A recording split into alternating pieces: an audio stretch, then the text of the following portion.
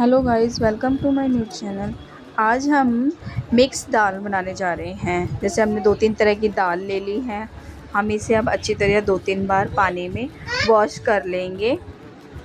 Wash करने के बाद हम इसे कुकर में उबलने के लिए रख देंगे, हल्दी और नमक डाल के। ठीक है, जब तक ये हमारी 2-3 सीटी में हमारी ये दाल पक जाएगी, हम इतने तड़का तैयार कर लेंगे। अब एक कढ़ाई में हमने तेल लिया, जीरा डाला, प्याज डाली 2-3 और हमने थोड़ा सा लहसुन डाला। अब हम इसे अच्छी तरह फ्राई कर लेंगे। इसके फ्राई होने के बाद हम इसमें टमाटर डाल देंगे। टमाटर के बाद जैसे हमारे कुछ मसाले हैं, नमक, धनिया पाउडर और लाल मिर्च डाल के हम इसे थोड़ा पानी डाल के ढक के रख देंगे 5 से 7 मिनट पकने के लिए।